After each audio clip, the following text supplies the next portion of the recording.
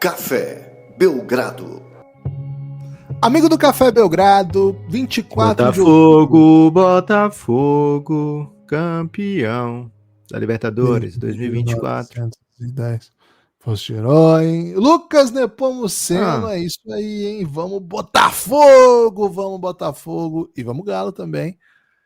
E vamos todo mundo aí que é ouvinte do Belgradão. Lucas, ontem rodada especialíssima da NBA, a primeira rodada gigante da temporada, né? Já tinha tido rodada daquelas, hein? Daquelas. Na terça, rodadinha dupla pra soltar a musculatura, curtir os times, só prestar atenção numa coisa, né? Ontem, pra perder o foco. Rodada pra perder o foco.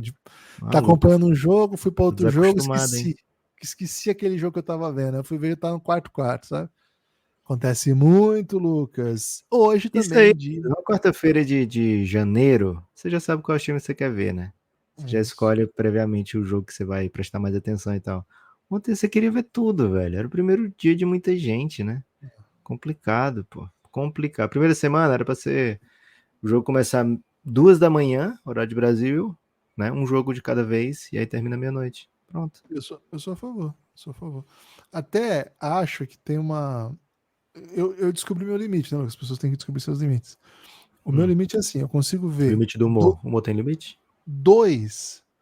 Mas assim, um deles eu tô ignorando e eu vejo quando o outro vai pro timeout, pro rogações. Agora, quando eu meto 3, 4 jogos, e velho, ainda meti o Botafogo na outra tela colateral, assim, pra ficar... isso aí. Pô, não dá pra não ver o Botafogo amassando. Pô, eu sou muito fã do Botafogo, né, velho? Não consegui, Gibas. Você ficava me contando, 1x0, 2x0, 3x0, 4x0, 5x0. Pois é, mas você deu mole, tava 5, né? Imagina se vocês... Duro que assim, ficou no mudo.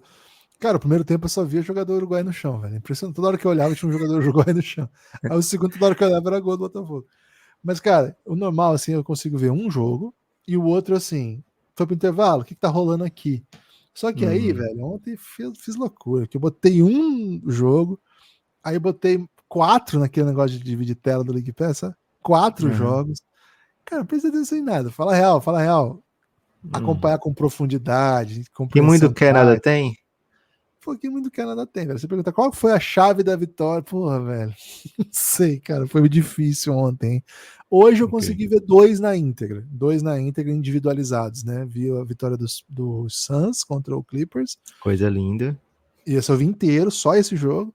E vi também a vitória do meu Golden, né? Meu Golden venceu o Portland. Do meu, do seu, do nosso. Esses eu consigo explicar o que aconteceu. Os outros, não. Os outros eu só via cesta pra todo lado, dunk aqui, dunk ali, jogada incrível, mas é assim mesmo, né? Primeira semana.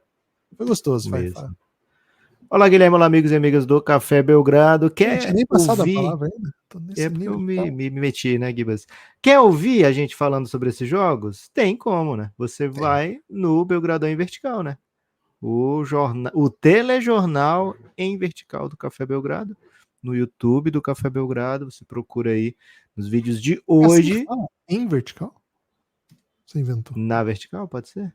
Não sei, honestamente, não o fato é, Gibas, provavelmente você ramelou, não você, Gibas, você assistiu, mas você que tá ouvindo provavelmente ramelou e não assistiu ontem o Belgradão na Vertical, o telejornal mais vertical desse país sobre basquete. E aí você vai ter que ver os dois hoje, né? Como punição e como benesse também para você, né? Então fica esse convite.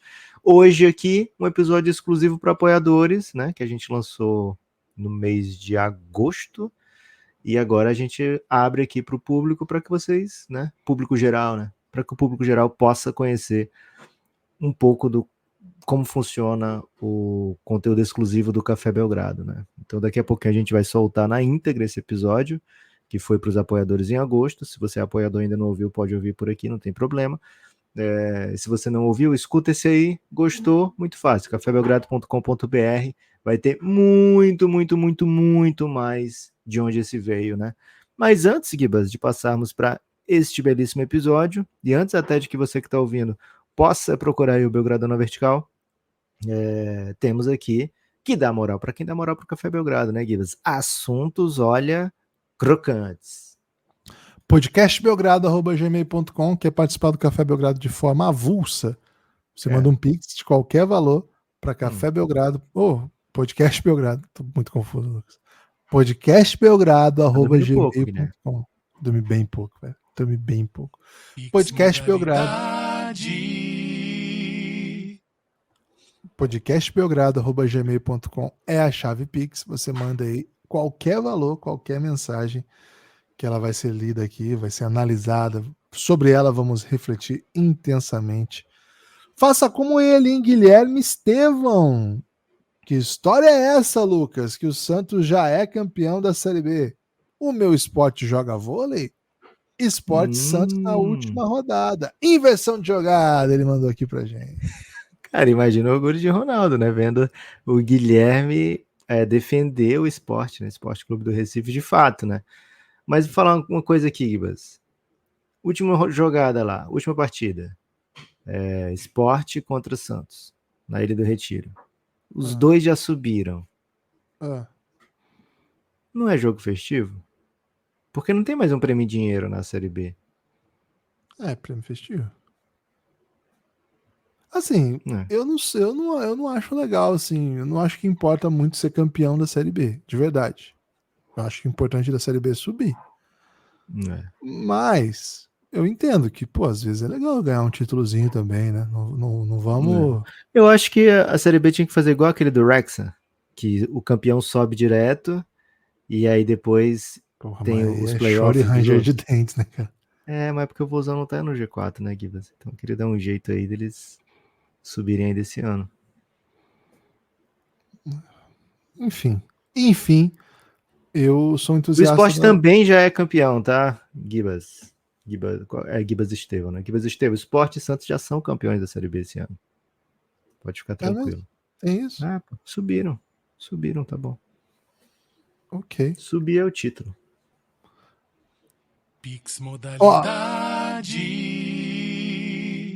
Podcastbelgrado@gmail.com. Faça o seu Pix como faz o Guilherme e como faz, sabe quem, Lucas? Sabe de quem?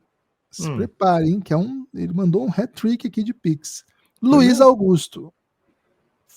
Fala, Belgros. Ok. É a inversão de jogada esse? Que você tá meio confuso. É hat-trick, né? Não quero ser oportunista, até porque eu ia mandar essa mensagem semana passada, ok? Tá. Protagonista de um time do tamanho do Barça. Vocês acham mesmo que o Rafinha não deveria ser titular da seleção? Ui! O problema não seria como ele é usado? Quais seriam os titulares para você? Para fechar, abraço e vida longa ao Belgradão. Fechadão com vocês nessa temporada, gigante da NBA. Hat-trickers, Vini, Rafinha e eu. 3 Pixies. É isso. E, cara, acho que você não foi... E foi, Gibas, que mandou esse? Foi o Luiz Augusto, pô. Luiz Augusto. Souza. E eu quero dizer, você não foi oportunista. Longe disso. Você foi só precipitado, porque você não sabia o que o Luiz Henrique faria à noite, né, cara? E aí, velho? Aí, vamos falar a verdade? Vamos falar a verdade? Vamos falar de nível técnico? Mas não dá pra jogar? Não, pô. Rafinha. Luiz Henrique na direita. Ok. Vini na esquerda. Rodrigo no meio. Centroavante é o Igor Jesus. Então ficou ruim pro Rafinha. Com todo respeito. Mas tem nível técnico pra seleção. Com todo respeito.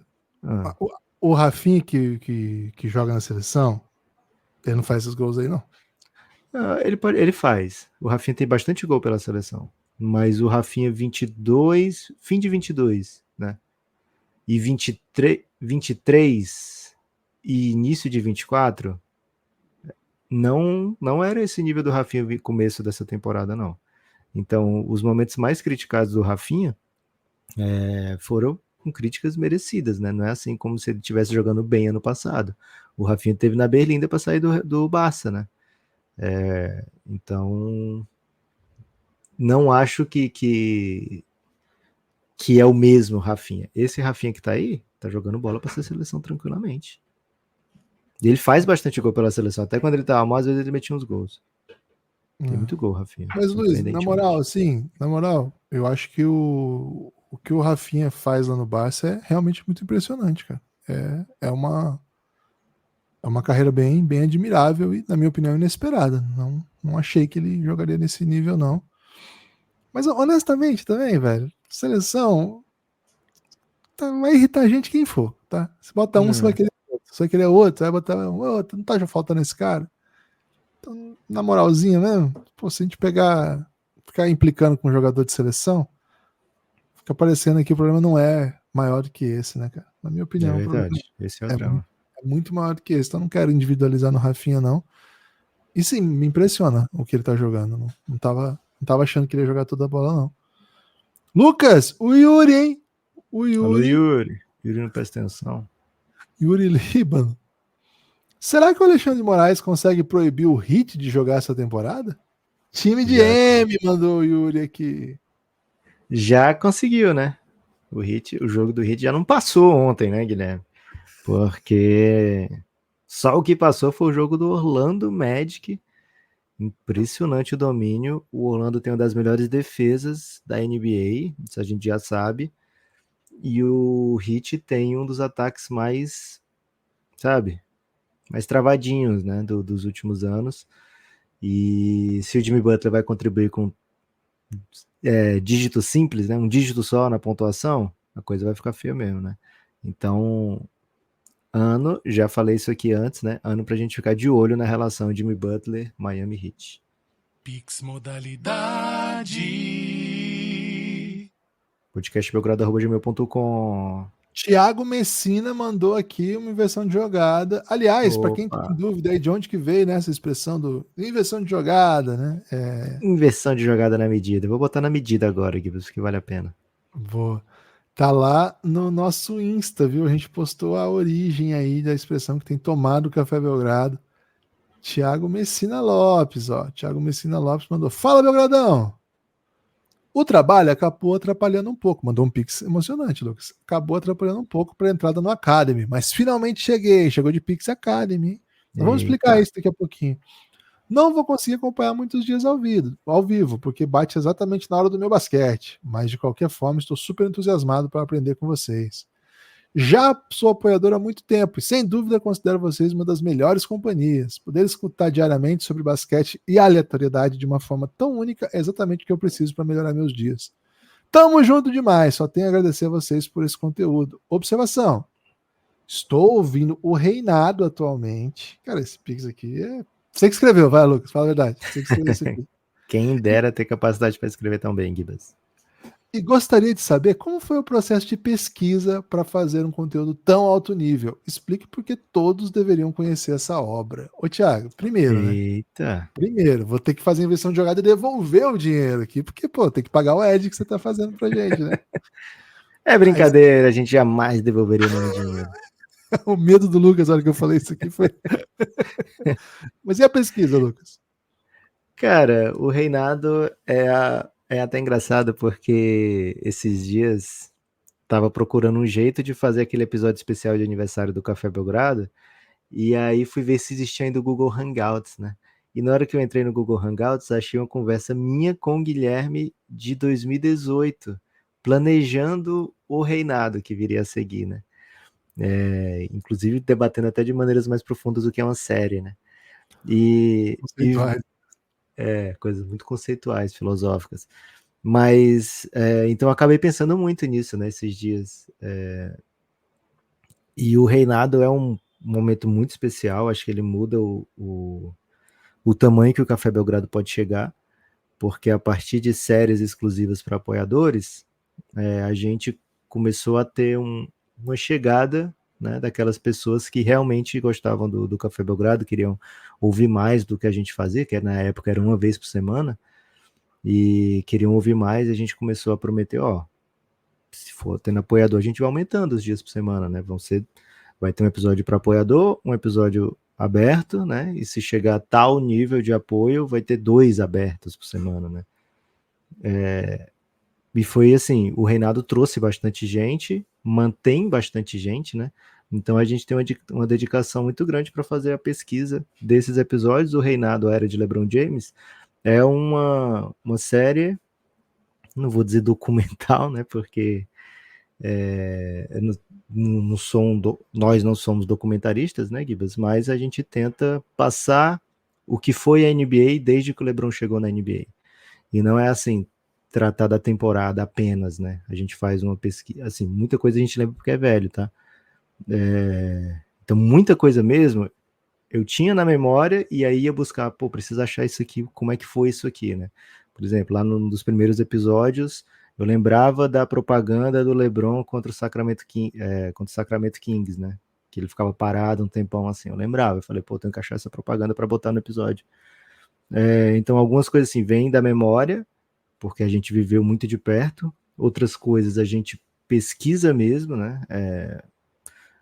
Busca em muitas fontes saber o que aconteceu naquele ano, e a gente tenta contar de maneira completa, sabe? Sem, assim, é sobre o LeBron, mas é também sobre a NBA no período do LeBron, principalmente sobre a NBA no período do LeBron. E o Guilherme tinha, né? Agora que os episódios estão mais recentes, a gente já não faz mais tanto isso. Mas tinha lá no começo, ele tinha a missão de posicionar a gente no mundo, né? O que estava acontecendo no mundo, o que se ouvia, o que se passava na TV, né? Cultura geek, cultura pop, cultura sei lá o que mais. O Guilherme era o responsável por te levar, né, para a época. E aí, então é uma série que a gente trata com muito carinho e às vezes até tem receio de lançar episódios novos mesmo, porque sabe que não pode ser qualquer coisa, né? E já temos aí o que agora? 28 episódios, eu acho, da série O Reinado Era de LeBron James. Estamos já em 2017, vamos começar 2016-17, a temporada 16-17, e pode ter certeza que a gente trata com muito, muito carinho, viu, Thiago? Muito obrigado pelo seu Pix. Daqui a pouquinho o Gibas fala o que é a Academy. Tem mais algum, Gibas? Não tem, mas só completando, né? Mas a pesquisa é muito arquivo, muita matéria de época, né? Muito vídeo antigo que estão disponíveis, né? Muita coisa que não entra no episódio, velho. Muita coisa que os episódios têm uma hora e pouco. É o Lucas que faz a pesquisa do Reinado toda. Ele me passa algumas coisas que eu preciso me preparar, mas o grosso mesmo, né? A pauta, o roteiro é do Lucas.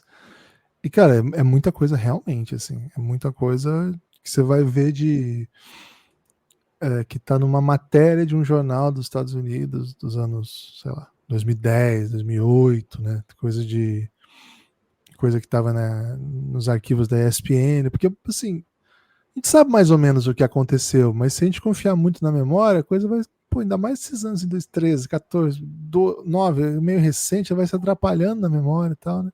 Então realmente tem muito cuidado ali, né? Assim, eu quero falar aqui, assim, é autoelogio porque eu faço parte, mas é um elogio especial ao Lucas, assim, a gente teve acesso recentemente, né? O cavalo dado não se olha os dentes. A gente ganhou de presente da editora o livro da biografia do LeBron, que chegou ao Brasil e chegou com uma biografia definitiva e é tratada, uma biografia muito bem sucedida em contar a história do LeBron. Cara, na moral, assim, a gente conta muito mais coisa. Mas, assim, muito, muito, muito, muito mais coisa. Do que um livro que é tratado como biografia. E com profundidade, não é só comentário, assim, de... Muita coisa é narração mesmo, né? Muita coisa é narração. Não tem aquela...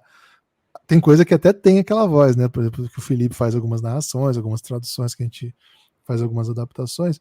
Mas, assim, muita coisa falada pela gente, com voz de quem tá falando, é narrando coisas que aconteceram. É realmente enorme, cara. É um esforço bem, bem grande. Imagina, é um conteúdo que tá no ar.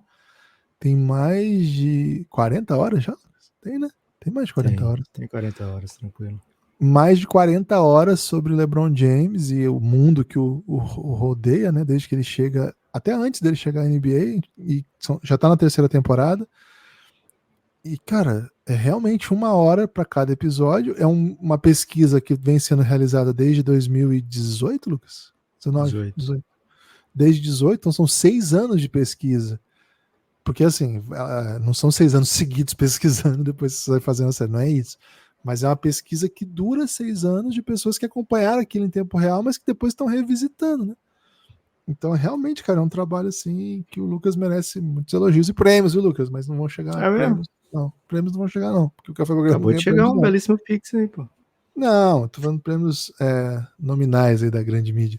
Mas o que eu realmente acho é que quem tá ouvindo o Café Belgrado e nunca ouviu o Reinado, assim, pô, eu ouço o Café Belgrado de vez em quando, tô aqui ouvindo podcast e tal, e nunca ouviu, fica o convite, velho. É realmente uma série que é exclusiva para apoiadores. Tem alguns episódios que estão disponíveis no ar, porque a gente igual a gente está fazendo com esse hoje aqui, daqui a pouco a gente vai soltar, a gente gosta também de mostrar para as pessoas que não assinam ainda o Café Belgrado o que elas teriam acesso caso elas assinassem. E, cara, por apenas R$12 você consegue desbloquear isso. É R$12 mensais, para a gente ter previsibilidade, para ter sistema. E, cara, é o que sustenta esse tipo de produção, né? A gente faz muito pod, muita live, muita conversa, muita brincadeira e tal, mas, cara, tem muito trabalho de pesquisa no nosso plano de apoio, né? O Reinado é uma das séries, tem muita coisa, né? O Reinado a gente está destacando aqui porque foi a mensagem que a gente recebeu, a gente fica muito emocionado com a mensagem, mas prova que não é só isso, é que hoje, né, Lucas, nós vamos trazer um outro episódio aqui do nosso plano de apoio. É isso. Outro episódio novo, né? Para quem já é apoiador. E como o Gibbs falou, né? Você gosta do Café Belgrado, escuta de vez em quando. Não pensa em apoiar, porque, enfim, eu não sou desses, né? Mas com R$12 você pode apoiar e ouvir todo o Reinado, por exemplo. E aí depois, se for o caso, né? Você pode nos abandonar, né? Ser um tratante e nos abandonar. Mas pode ser que você acabe ficando também, né? Vem pelo bolo e fica pela companhia, né? Mas é sério, com R$12 você tem um jeito aí de você ouvir logo tudo o que a gente já produziu do Reinado. E é muita você pode coisa. vir pela companhia e ficar por causa do bolo, né? Também. Sai menos de 50 centavos de episódio de Reinado, velho. Por episódio, né? É baratinho, velho. Na moral. 50 centavos hoje em dia nem balinha mais, hein? Sério, né? Nem balinha. Lucas, esses foram os Pix Modalidade aí. Mandar um salve para todo mundo que contribuiu. E apresentar então, né? Os nossos planos de apoio. Tem esse, que é o que o Lucas falou, né? Que é o de R$12. Com R$12 você desbloqueia todo o conteúdo que existe do Café Belgrado. Tem a série O Reinado, tem a série El Gringo, tem a série Beabá da NBA, tem a série sobre o draft, né? A história de cada um dos drafts. Tem a série Esquema de Pirâmide, entre outras, tá? Belgraverso, que a gente imagina cenários que não aconteceram na liga, né? Universos paralelos que aconteceriam caso uma das coisas importantes da NBA não tivesse acontecido. Entra no cafébelgrado.com.br que você vai ver a lista. Vai lá em listas que você vai ver todas as séries que você teria acesso ao apoiar com apenas R$12. Com R$23, Lucas, as pessoas têm acesso também É tipo assim, gostei e quero mais. 12 já tem acesso a todo o conteúdo, tá? Todo o conteúdo. Já assina o Café Belgrado com 12. Beleza, mas suponha que eu amo o Café Belgrado, Guilherme. Já fazer assinei, parte assim, do Café você Belgrado mesmo. garantiu a assinatura, você paga mais R$11, então R$23, e você vem pro nosso grupo no Telegram.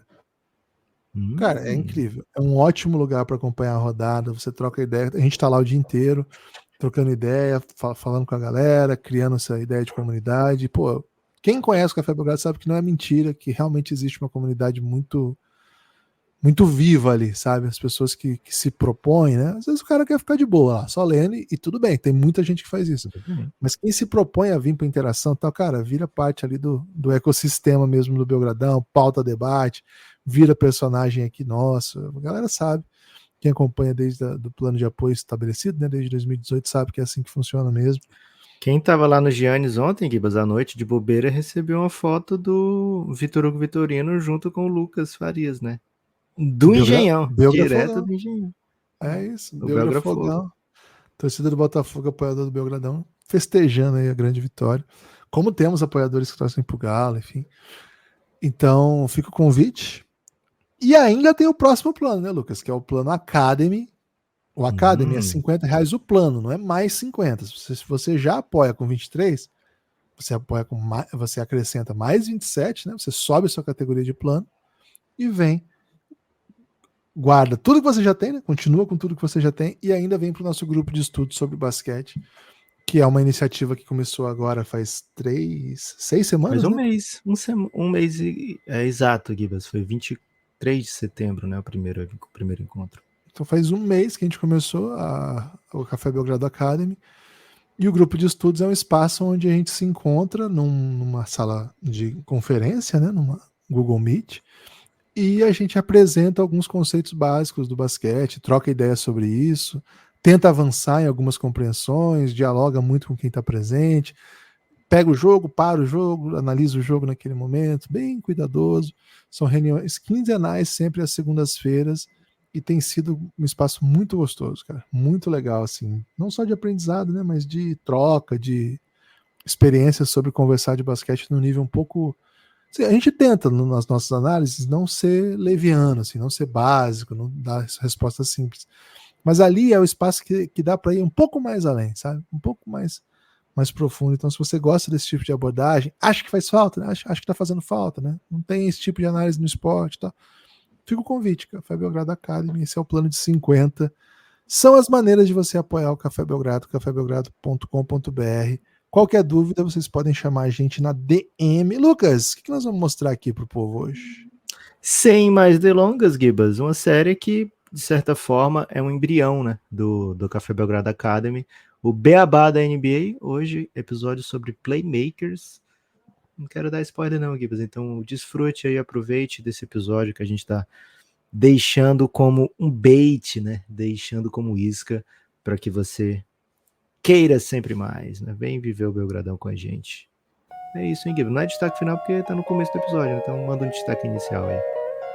Eu quero sempre mais, espero sempre mais de ti. É o rap. Café Belgrado. Amigo do Café Belgrado, amigo apoiador do Café Belgrado, sim, esse é o Beabá da NBA. Eu sou o Guilherme Tadeu, ao meu lado Lucas Nepomuceno, estamos aqui para te contar, te falar, pegar na sua mão e seguir o caminho da NBA. Para quem gosta e já gosta, acho que vai gostar. Para quem ainda não gosta, mas quer gostar, acho que vai gostar também. E para quem tá querendo gostar, mas não tá entendendo bem por onde começar, acho que tem jeito também.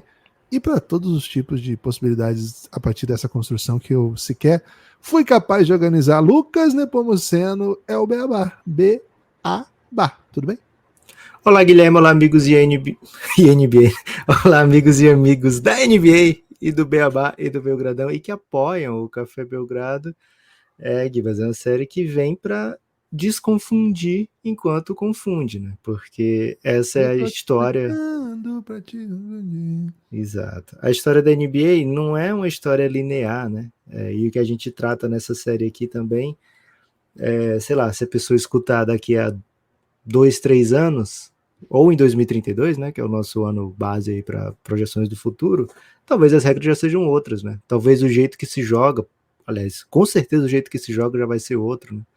Então é uma série que tenta posicionar a NBA no nosso tempo, daí como chegamos até aqui, né?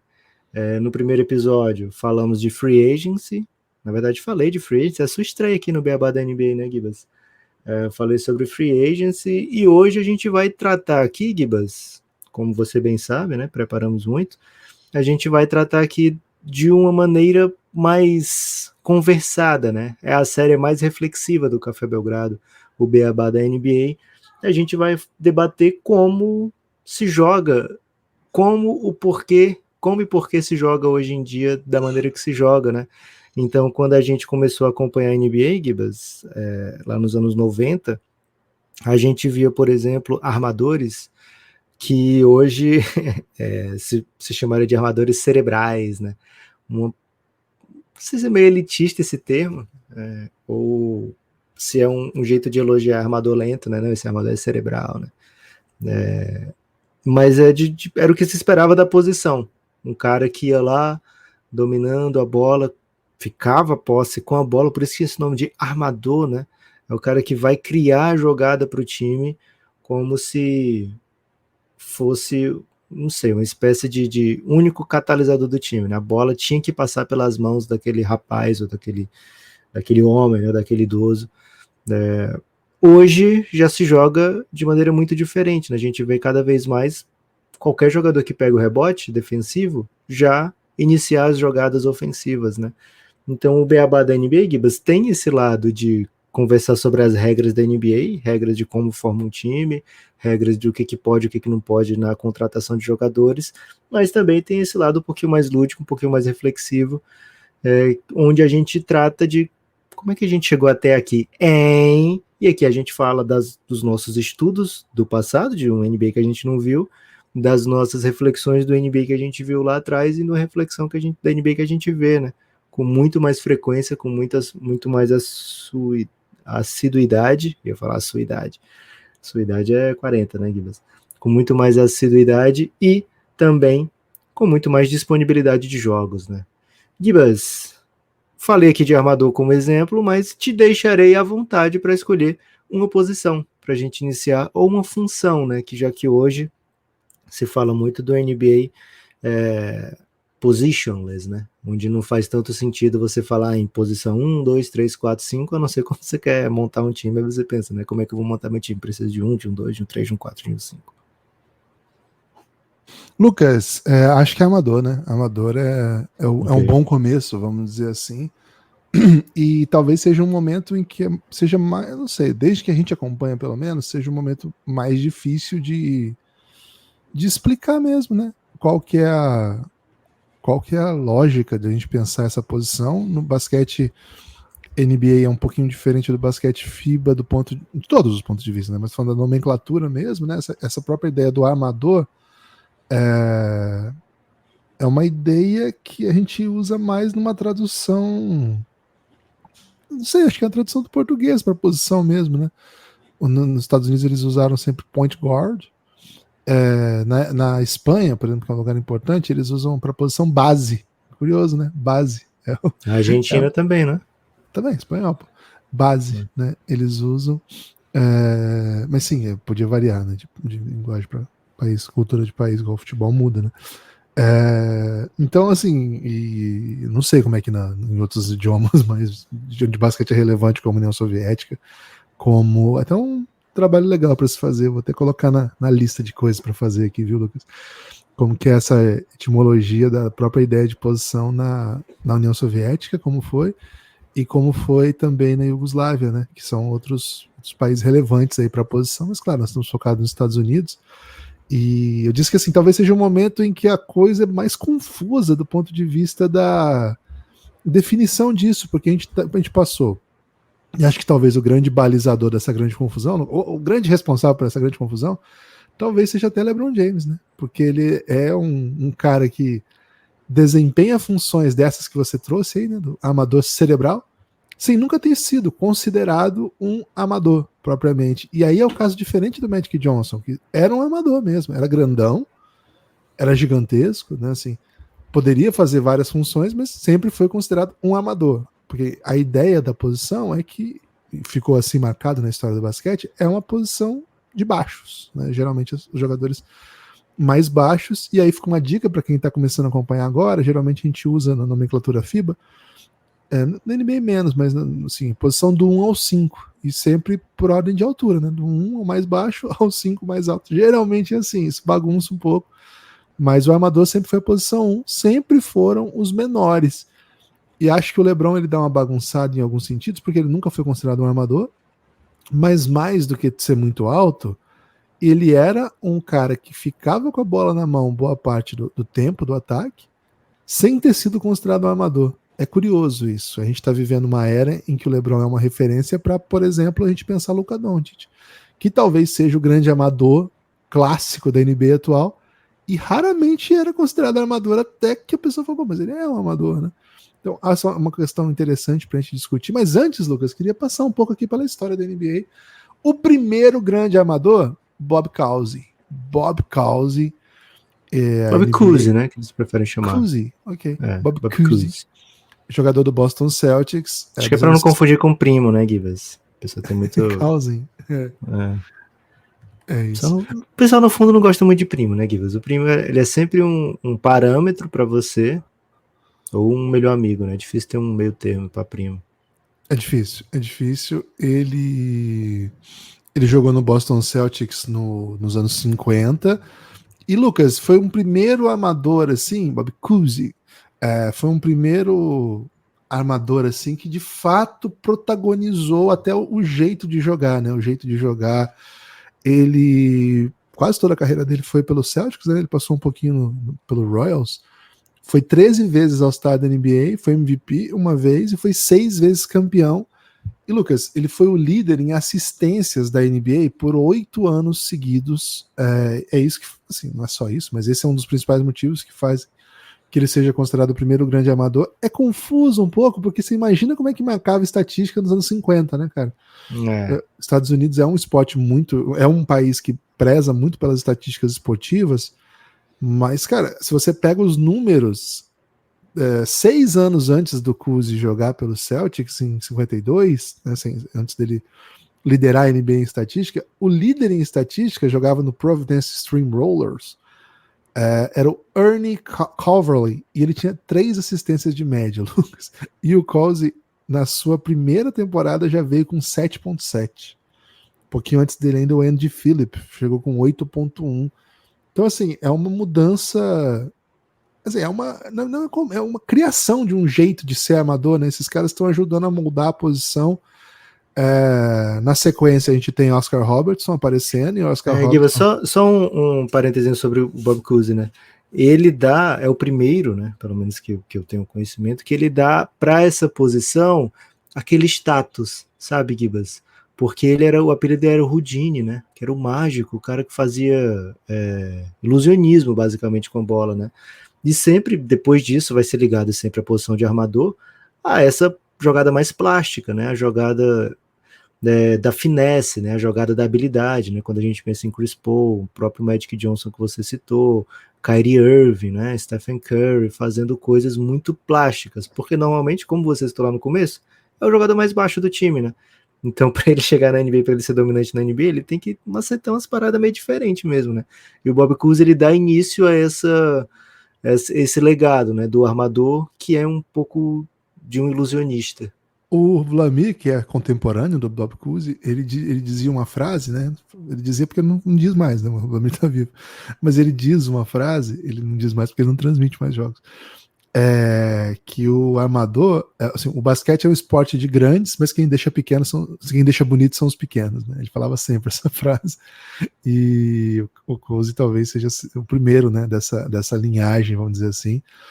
Assim, claro, tudo é muito argumentativo, sempre tem outros ótimos jogadores, né? A gente tá bem focado aqui a vitória conta, a história é contada pelos vitoriosos, né, Gibas? Ou pelo menos por aqueles que foram muito destaque, né? E na sequência é o Oscar Robertson. O Oscar Robertson era um outro tipo de amador, completamente diferente. The Big O. Para você ter uma ideia de quem era o Oscar Robertson, ele detinha um recorde que todo mundo achava que nunca ia ser quebrado, que é ter tido uma temporada inteira de triple-double. E, cara, nossa geração teve a oportunidade de ver esse recorde cair, né? De 61, 62, ele terminou com 31 pontos por jogo, 11 assistências, 12 rebotes. O Russell Westbrook buscou essa façanha, né, de terminar uma temporada inteira com triple-double. Mas, claro, o Big O, né, Lucas, o Oscar Robertson, não era só isso, né? Era muito mais além de ser o Mr. Triple-Double, né? É uma lenda também do jogo. Outro grande amador da história, talvez o segundo nessa linhagem aí. Certamente, né? E aí ele é um habitué dos All-NBA Teams, né? A gente pode usar os All-NBA Teams para ver quem dominava a NBA nas suas épocas, né? E o Oscar Robertson, ele pegou, sei lá, 10 anos seguidos. Também é outra coisa, assim, que era assombrosa, né? Até o LeBron pegar, sei lá, 17 anos seguidos também, zoado, né? Mas o Oscar Robertson, assim como o Bob Cousy, né? Duas lendas que vão moldando o jogo para o futuro.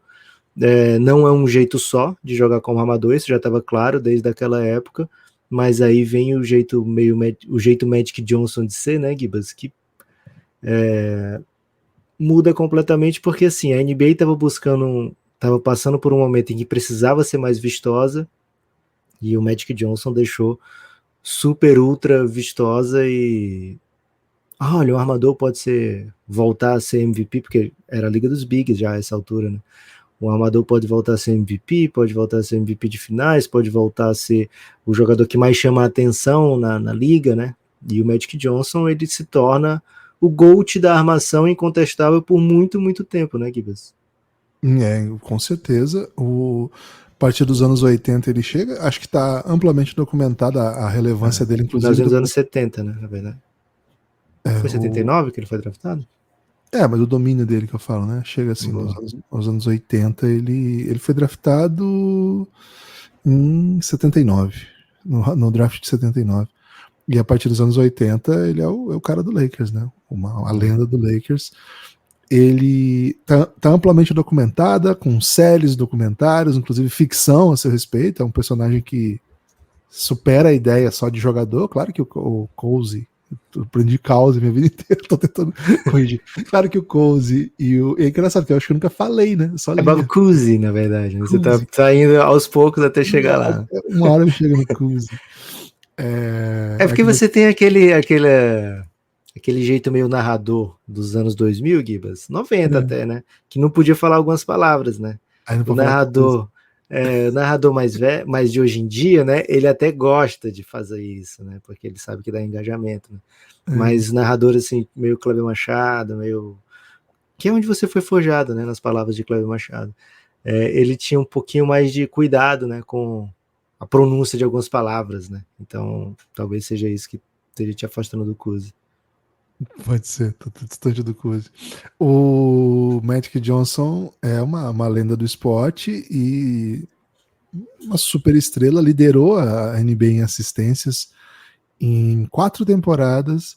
E, Lucas, a partir dessa era, chega esse outro amador que também é lendário, também tem múltiplas premiações, John Stockton. John Stockton 9 vezes liderou a NBA em assistências, e talvez, Lucas, por muito tempo, e talvez seja aquele cara que mais impactou a nossa geração sobre o que se falava sobre basquete, sobre amadores, talvez o Stockton foi o protótipo disso que você chamou, né? Do amador que joga pro jogo, pro time, que faz o time jogar, que é o cerebral, né? John Stockton talvez seja esse protótipo do amador clássico. Nunca, Lucas, nunca alguém liderou a NBA em assistências mais que ele. Ele chegou a superar o Cousy, que foram 8 vezes, né? O Cousy, ele 9, em 9 situações, recorde de assistências da história, teve temporada de 14,5 assistências por jogo, sempre no Utah Jazz, dominou a NBA do ponto de vista das assistências, né, da armação. De 87 a 96, ninguém deu mais passe para cesta do que ele.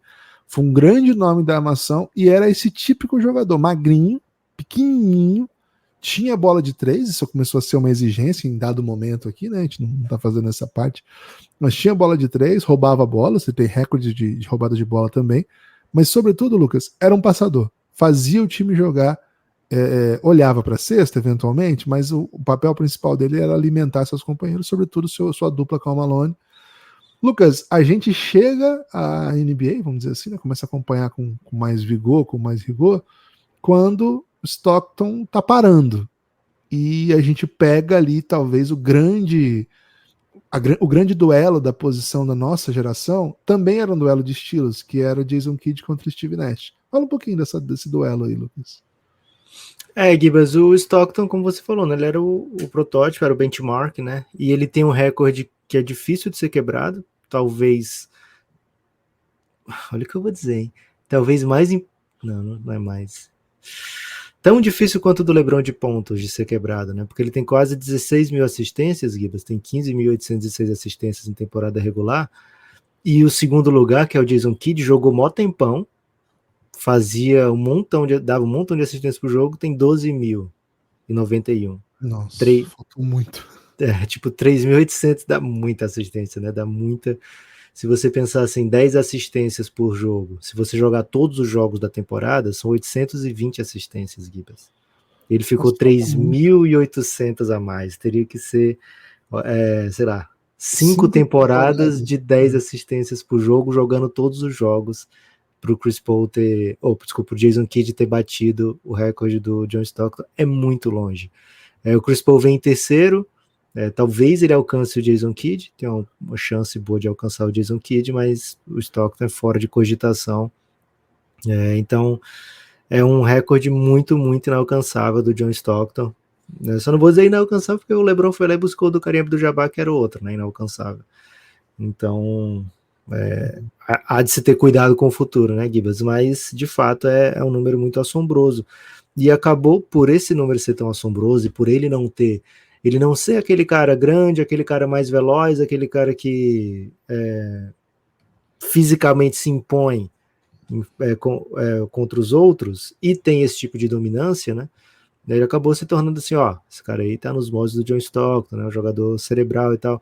Mas a real é que é muito difícil você ser um um armador, assim, basicamente aconteceu uma vez, né? Talvez algumas poucas vezes. Você ser um armador tão mestre do pick and roll como o John Stockton, numa era, né, em que você tinha regras que você podia marcar o Karl Malone de poucas maneiras, você não podia marcar o Karl Malone com defesa zona, as regras de defesa eram bem diferentes nessa época, né, Gibas? Então, certamente, se Stockton e Malone jogassem hoje em dia, as equipes iam fazer de tudo para que essa jogada não se repetisse 30 vezes por jogo, né? O pick and roll do Stockton com Malone, com 2 marcando. Os times iam se preparar para que isso não acontecesse. Então, assim, foi muito situacional tudo isso, muito próprio da época, e eles souberam usar com maestria, chegaram a múltiplas finais. O Jazz sempre foi um contender com essa dupla, e tiveram números incríveis mesmo. Felizmente não foram campeões. E, Gibas, o Jason Kidd e o Steve Nash se tornaram, então, ali sucessores em dado momento, famílias diferentes de armadores. O Jason Kidd chega na NBA já jogando, chega como novato do ano, chega como um cara que bota time em playoff, chega um cara como se torna um dos principais jogadores da liga de cara, e o Steve Nash demorou uns anos, né, muitos anos para chegar no seu auge.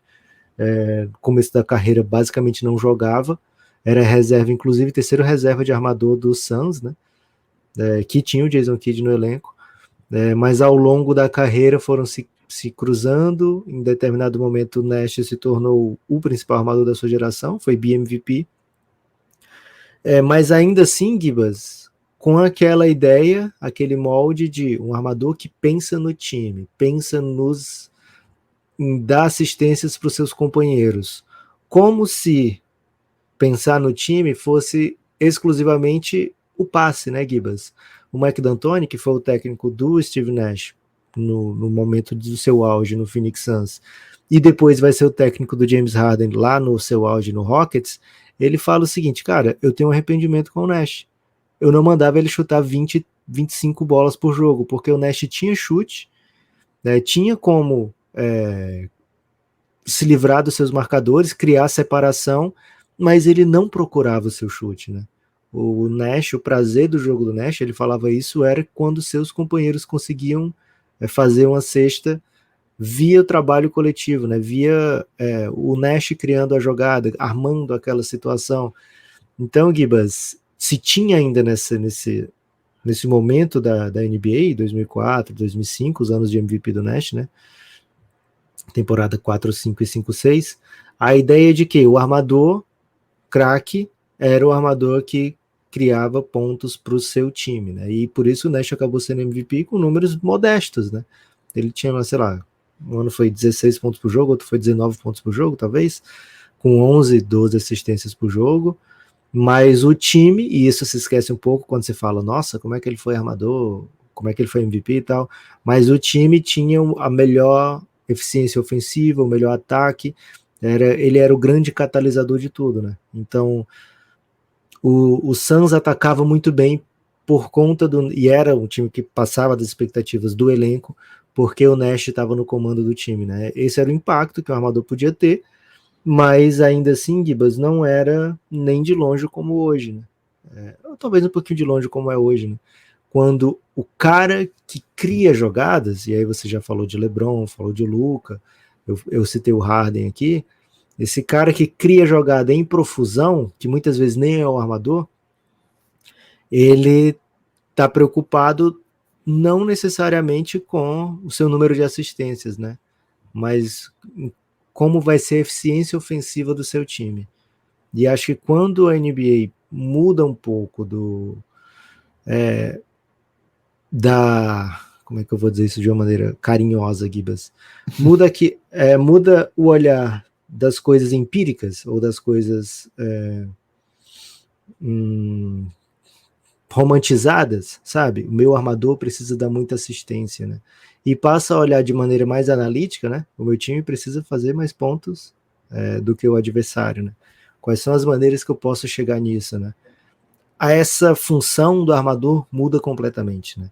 Então, não é como se a NBA não queira armador desse, né? Que controla o jogo, cerebral e tal. Que a gente vê muitos desses no banco de reservas, né?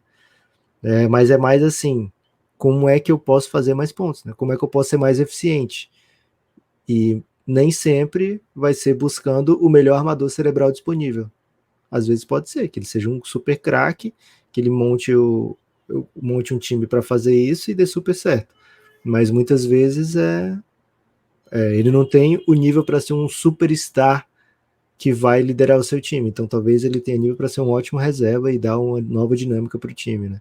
Então quando a NBA parou de buscar jogadores que coubessem naquela descrição para ser fazer a função no seu time e passou a buscar como o meu time pode ser mais eficiente, aconteceu uma explosão gigantesca nas eficiências ofensivas e defensivas também, mas é assunto para outro dia. É isso. Acho que um bom termômetro aqui, se termômetro é a palavra, mas um bom indicativo, vamos dizer, se a gente prestar atenção que a própria evolução dos sistemas ofensivos fizeram com que as defesas tivessem que se preparar para os jogos dessa forma, e a partir daí você tem um armador que não olha para a cesta, ou que não tem como prioridade te machucar quando está com a bola, inclusive diminui a sua capacidade de influenciar o jogo no que ele sabe fazer de bom, que é passar. Porque as defesas começam a pagar, começam a falar, então tá, você faz seus pontos aí que eu vou tirar suas linhas de passe, eu vou tirar sua tranquilidade. Por exemplo, quando você vai fazer pick and roll, já você não chuta, né? Então eu vou passar pelo bloqueio de um jeito em que eu tire a sua linha de passe. Se precisar, eu passo por baixo, se precisar ajuda, faz outro caminho, né? A organização do sistema defensivo se baseia no fato de que o passador não chuta, por exemplo. Ou se baseia no fato que o chutador não pisa no garrafão, não vai lá fazer uma bandeja.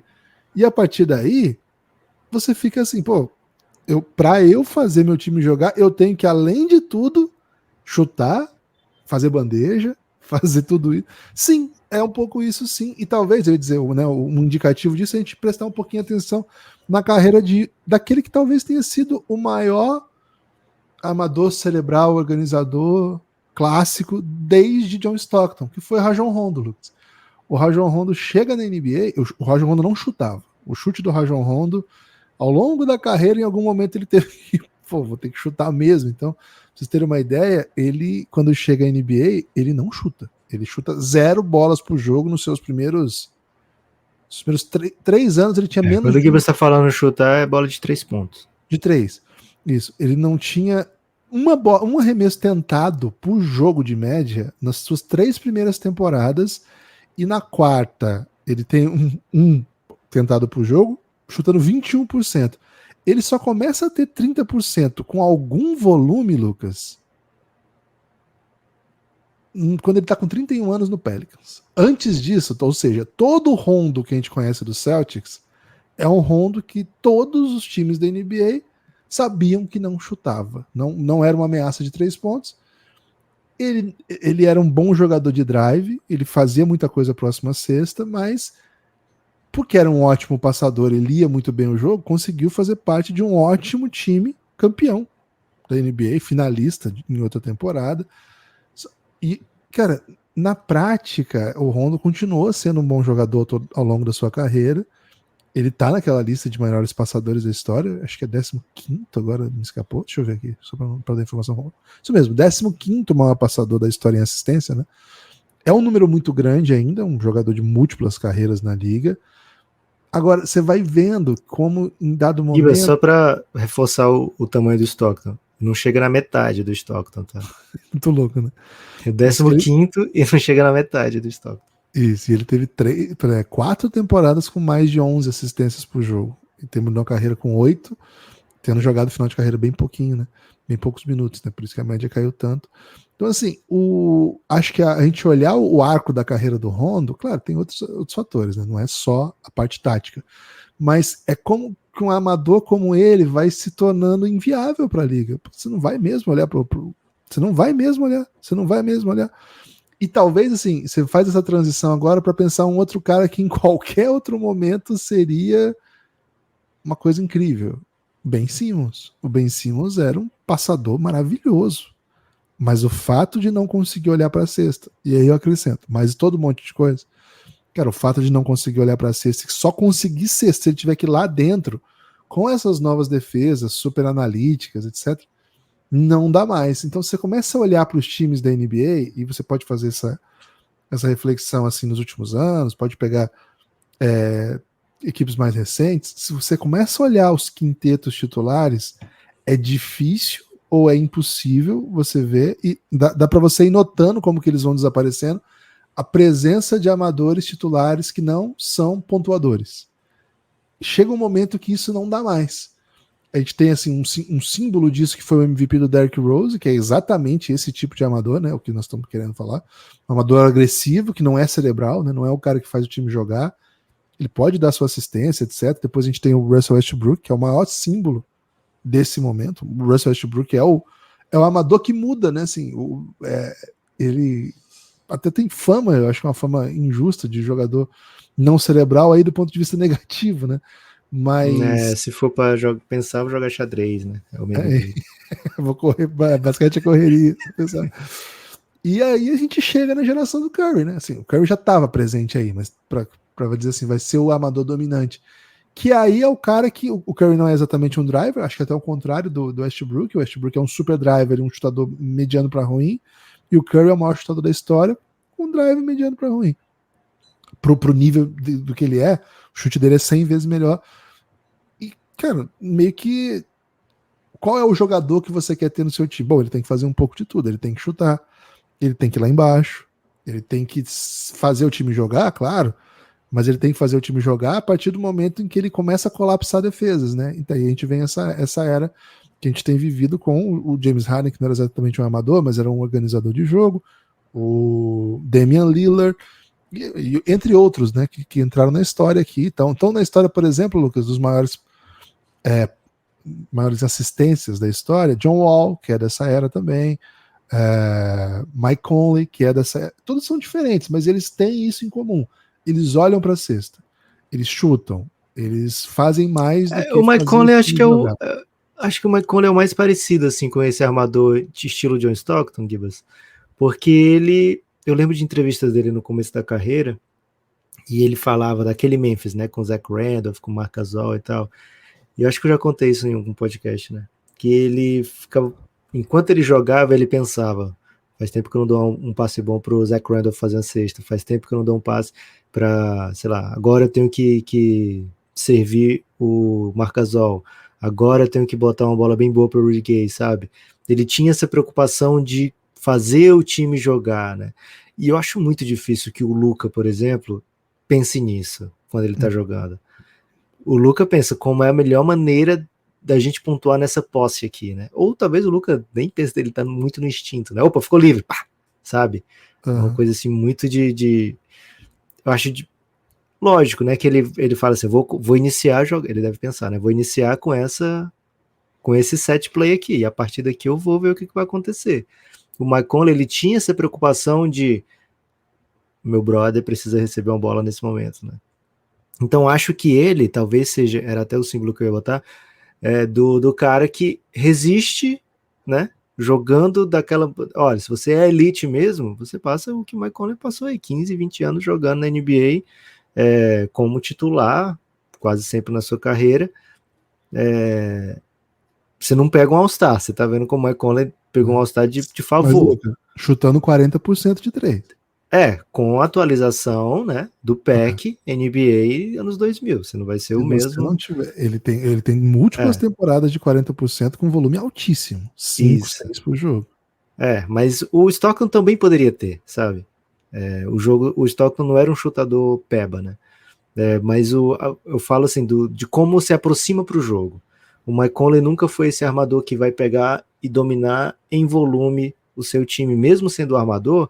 Ele não vai ser o cara que mais chuta no seu time, né? Ele, teoricamente, é o que mais tem a bola, mas ele não vai ter o maior usage no seu time, né? Nunca teve desde os tempos de Memphis, né? Então, dependendo do quão bom você chega a ser desse molde, né? Cabe desse molde dentro da NBA hoje, lógico, você sendo um cara que joga a NBA de hoje, né? O Rondo, por exemplo, que o Gibbs falou, ele saiu de um superstar dentro da liga, né? Mas para ser um reserva ainda eficiente no Lakers campeão, né? Que tem aquela foto belíssima dele dando um champanhe pro seu filho, praticamente um bebê ainda. O Rondo, todo mundo daquele Lakers fala da importância que teve o Rajon Rondo, não só fora de quadra ali, tá? Dentro de quadra também, comandando uma segunda unidade, né? Então ainda tem espaço para aquele jogador, né? Que não tem. Se ele for muito elite, que é mais ou menos a ideia da NBA hoje, você tem que ser muito elite se você não for um jogador que faça o mínimo, né? Então, o Ben Simmons ele tem que ser muito elite para poder ter minutos se ele joga dessa maneira que ele joga, né? Assim, é a função, é a descrição da função que mudou ao longo do tempo, né, Gibas? Então agora a gente vê, por exemplo, armadores que são super defensores e metem uma bola de 3, são armadores, mas não precisa armar o time o tempo todo, né? Porque o meu foco é outro aqui. Então, por exemplo, quando o Mike Conley sai, muitas vezes entra o Nico Alexander-Walker, o Minnesota não vai olhar para ele e vai falar assim, tá aqui a bola, Nico Alexander-Walker, né? Ele não fala isso, ele fala, tá aqui a bola, Anthony Edwards. O Nico Alexander-Walker vai aqui defender, feito um condenado, e vai tentar meter a bolinha de livre de 3 pontos. Se alguma bola chegar na mão dele, ele não é um mané, né, que não sabe controlar a bola, né? E aí eu posso usar o exemplo do campeão também, Boston Celtics. Os dois armadores do time, né, o guard e o shooting guard, eles não são os principais criadores do time, né?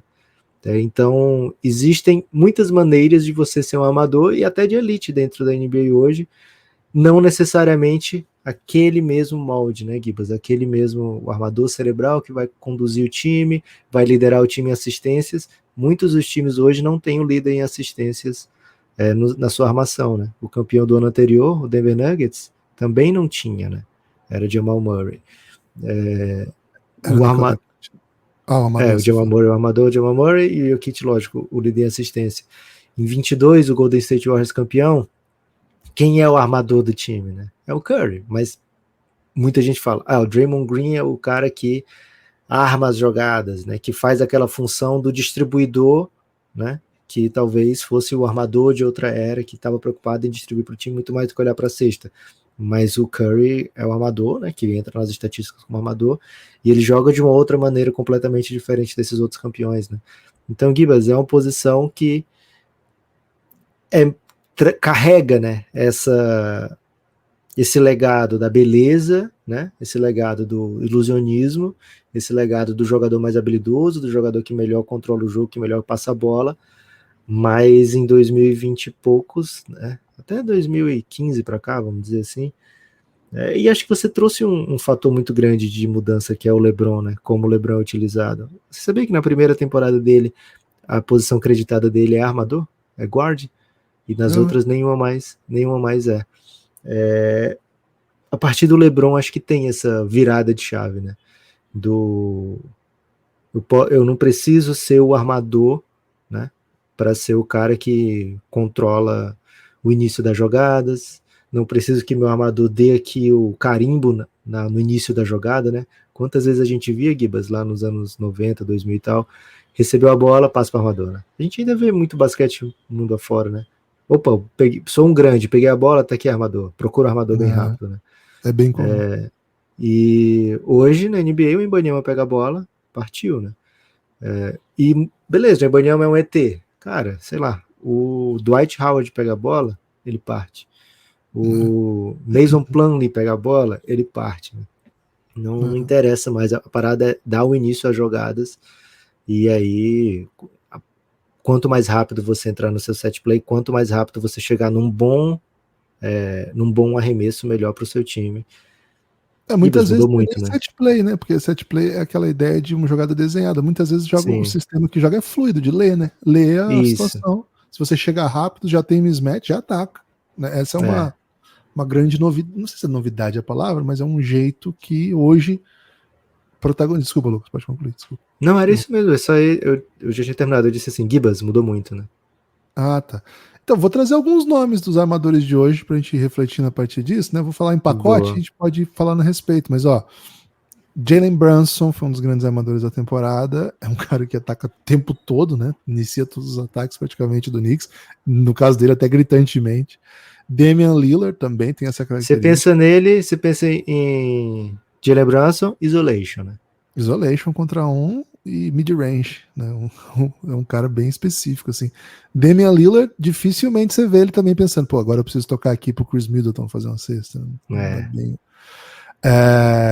Darius Garland, um típico cara que tenta se adaptar, tendo características de armador histórico, né? Acho que tem alguns casos assim.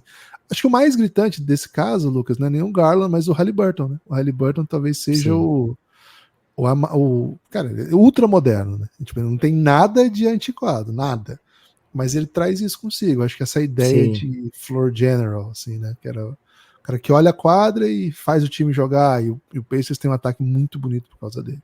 Ele é a evolução daquele cara, né? Daquele Nash.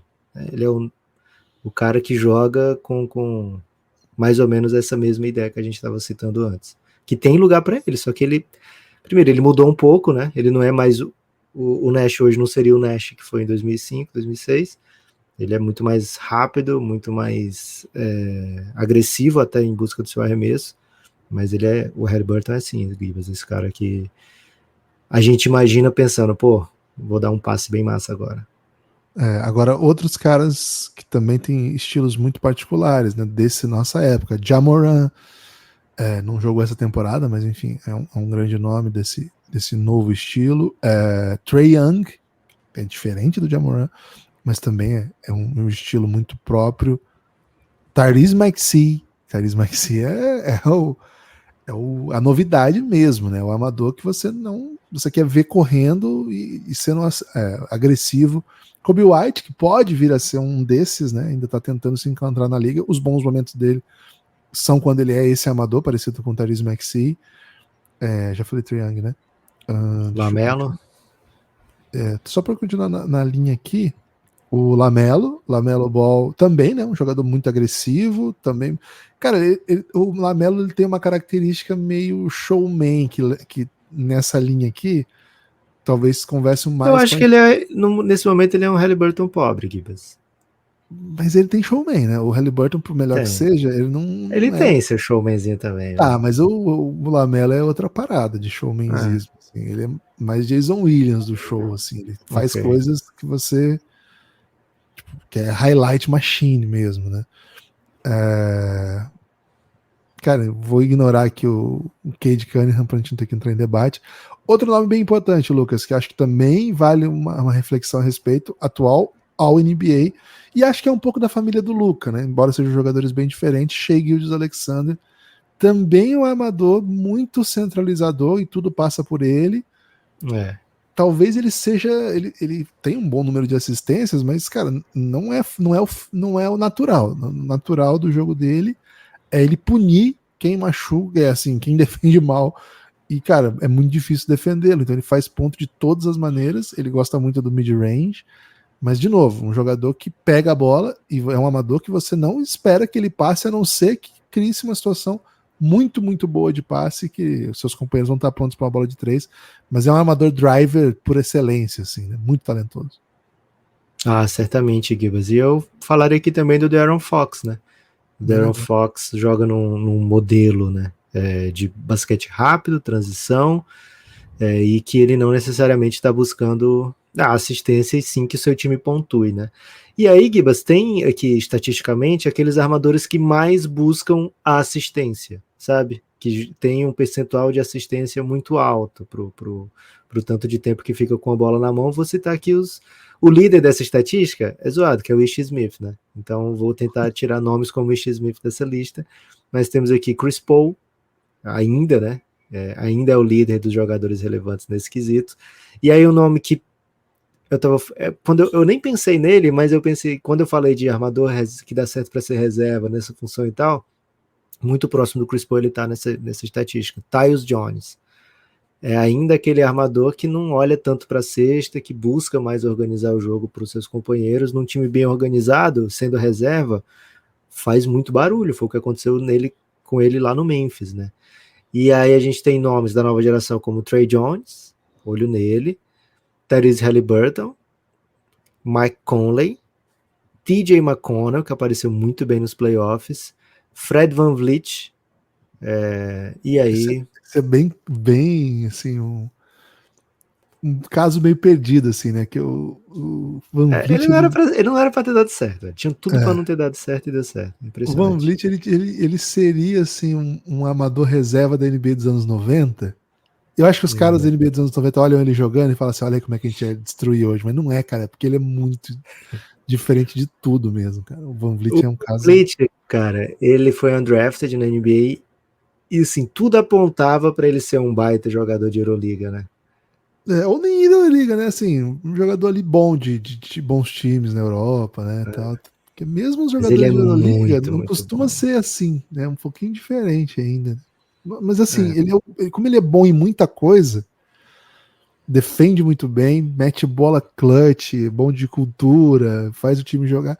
Acho que os caras olhavam ele, né, na época de high school, né, na época de college e tal, e falavam, não, beleza, um bom jogador, mas cara, a NBA também tá num momento que ela tá propícia para bons jogadores, assim, né? Ela saiu um pouco daquele super especialista e tal. E, cara, se o cara consegue driblar, consegue meter bola, consegue jogar um contra um, consegue defender, e ele é muito bom nisso, né? E acho que isso é um caso interessante, que algumas equipes chegam ao ponto, Lucas, não tô dizendo que é uma estratégia legal, não, mas é um pouco sinal dos tempos, de definir assim, cara, nós vamos competir sem ter amador. É o caso do Phoenix Suns esse ano. O Phoenix Suns não foi atrás de amador, falou, vou competir, vamos ver, porque eu tenho múltiplos ball handlers aqui, múltiplos não, mas dois, três em tese, mas que são muito elite, e eles vão concluir os ataques, né? Bom, deu errado porque o time não foi campeão, mas o time teve muita vitória. Você consegue ter campanha positiva na NBA fazendo isso, sabe? Ou, por exemplo, o caso do Magic, do Orlando Magic, que, cara, é um ataque horroroso, e acho que tem a ver com isso, sim, mas que ele cria suas vantagens, cria seu sistema fora da bola, né? Os seus dois principais criadores são posição 3 e 4, e os armadores não são jogadores que você pensa neles quando você vai pensar em NBA, né? E são ótimos exemplos, Gibas, daquilo que a gente estava falando lá no começo, do tipo, não é porque eu não tenho um armador cerebral que eu vou botar um cara que seja o melhor que eu consigo, armador cerebral, para botar no time. Eu vou buscar outra parada, né? E aí eles vão sobrevivendo dessa maneira, dois times fortes, né? Dois times fortes que não chegaram lá, mas ainda assim dois times fortes. Gibas, para finalizar aqui, olho nos próximos, né? Nos próximos, pegar aqui o draft de 2023 e 2024. 2023, acho que o Amen Thompson é o cara que a gente olha assim e fala, vamos ver o que esse cara vai virar, que se olha com muita expectativa para o que ele pode ser. Para esse draft agora, acho que tem Reed Shepard, Stephen Castle e Rob Dillingham como os óbvios, e o Toppich também, né? Mas a gente tem que ver quando é que o Toppich vai jogar, como os óbvios nomes para serem olhados. No draft passado tem alguns que ainda não jogaram, né? Kobe Bufkin, Jalen Hood-Schifino, o próprio Anthony Black ainda não mostrou a que veio, né? Vamos ver para onde é que vão esses caras todos. O Brand Podzinski começou muito bem, ele não chegou para ser um armador, mas talvez na NBA acabe virando hoje em dia.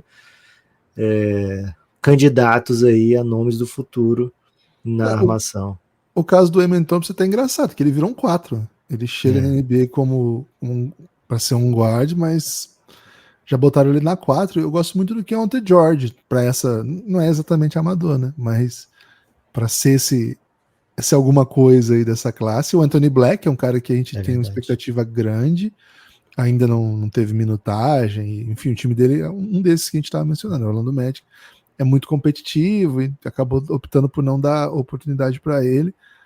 E eu gosto dele. Talvez seja o amador mais interessante, assim, dessa classe aqui, né? Tem o Scoot, né? A gente, lógico, né? Já conta com ele como um jogador que todo mundo lembra, mas a temporada dele foi ruim o suficiente pra gente não dar essa... abraçar. Mas assim, já foi... A temporada dele foi ruim o suficiente pra gente precisar falar dele, né? Como um cara que pode vir a ser um grande armador, porque era pra ser óbvio, né? Era pra ser óbvio. Quando a gente começou a falar de draft de 2023, era Scoot e Victor Wembanyama são superstars dessa classe, né? É verdade. E, cara, não aconteceu, né? Não foi por aí que foi a liga, mas de qualquer forma ele foi o segundo, terceiro, não lembro, maior pontuador e foi o principal assistente dessa classe, porque fica muito com a bola, é para ser um armador desse tipo Westbrook, vamos dizer assim, né? É difícil tipificar, tá? Não tô querendo tipificar, mas desse diálogo que nós trouxemos, o Scoot está mais próximo do Westbrook do que do Haliburton, né? Dos modernos, ele é para olhar para a cesta o tempo todo. E, cara, no meio dessa classe aí tem um menino que tá. Assim, que acabou roubando a cena aí, o Didi Jackson, que virou um guard gigante, que vai dentro dos caras e faz muita coisa. Não sei, tem muita coisa para acontecer ainda, né? Um ano só é muito pouco, mas vamos dizer assim, de pedigree, que chegou forte já. Desculpa, o Scoot, Keontae George. O Podziemski, acho que mostrou que pode também ser um cara para estar nessa conversa, né? Mas aqui a gente está falando muito de elite aqui, né?